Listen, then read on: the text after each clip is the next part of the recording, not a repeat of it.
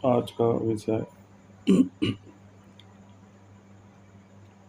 जिसे कि आजकल सबसे ज़्यादा देखने सुनने में जो विषय आता है, उसे आज हमने अनुसंधान के लिए उठाया है। कुछ आजकल की अधिकांश युवा स्त्रियों का मानना है कि और राजनीतिक दल भी कई बार इस विषय पर ज्ञान देते हुए दिखाई देते हैं कि स्त्रियों को आज़ादी नहीं है और ये एक गुलामी का जीवन जीने को मजबूर हैं, और ये बिल्कुल धर्म विरुद्ध बात है। और तो वास्तव में स्त्रियों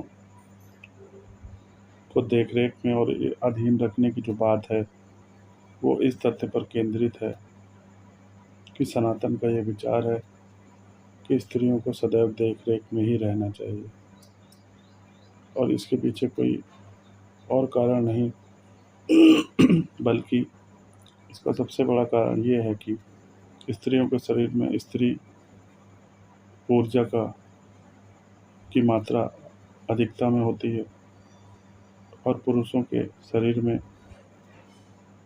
पुरुष शक्ति की मात्रा, मेल एनर्जी की मात्रा अधिकतम मात्रा में होती है। और दोनों ही शरीर, दोनों ही ऊर्जाओं से भरे होते हैं, लेकिन पुरुष के शरीर में स्त्री ऊर्जा थोड़ा कम मात्रा में होती है, वहीं स्त्री शरीर में स्त्री ऊर्जा थोड़ा अधिक मात्रा में होती है, और पुरुष ऊर्जा का थोड़ा अभाव होता है। और संसार को चलाने में मेल एनर्जी का बड़ा योगदान होता है। इसीलिए हम देखते हैं कि संसार के सभी कार्य सूर्योदय के होने पर ही प्रचलित होते हैं, और सूर्य मेल एनर्जी का कारक है, पुरुष ऊर्जा का कारक है, जबकि चंद्रमा जबकि सूर्य ढल जाता है तब चंद्रमा का उदय होता है। और अगर आपको ध्यान हो तो सभी ने ये पढ़ा ही होगा कि चंद्रमा का अपना कोई प्रकाश नहीं होता, बल्कि वो सूर्य द्वारा जो विकिरण से प्रकाश उस तक पहुंचता है, उससे प्रकाशित होता है। इसी प्रकार से स्त्री का जीवन है, जो कि पुरुष के प्रकाश से प्रकाशित होती है, और इसे अधीन रहना नहीं, बल्कि यह एक व्यवस्था है, और इसमें कोई भी बुराई नहीं है।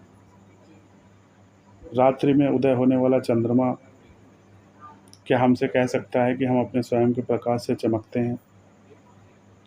बिल्कुल नहीं कह सकता। तो फिर जब सनातन के ग्रह अपनी व्यवस्था से चल रहे हैं, तो संसार के कुछ लोग इस व्यवस्था में दखल देने पर क्यों तत्पर हैं, जबकि वो अपने रोज के जीवन में ये देखते आ रहे हैं बचपन से कि सूर्योदय के साथ ही उनके जीवन के सभी कार्य प्रारंभ होते हैं, और सूर्य अस्त होने के साथ वे नींद में चले जाते हैं। और तो और रात्रि में आकाश में दिखाई पड़ने वाला चंद्रमा स्वयं अपने प्रकाश से प्रकाशित नहीं होता। ये विज्ञान की किताब में बचपन में ही सभी ने पढ़ा होगा। और चंद्रमा की जो ऊर्जा है, वो स्त्री की ऊर्जा है।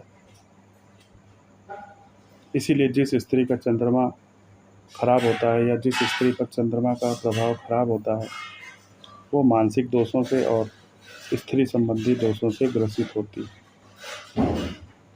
तो यहाँ पर हमने बताया, हम उन विषयों को उठाते हैं जिनका कि वास्तव में अभी तक कोई ज्ञान सामने नहीं आया, और इस विषय को लेने का भी यही अर्थ था कि हम इसकी वास्तविकता बताएं कि स्त्री का अधीनता में रहना ही सनातन के अनुरूप है।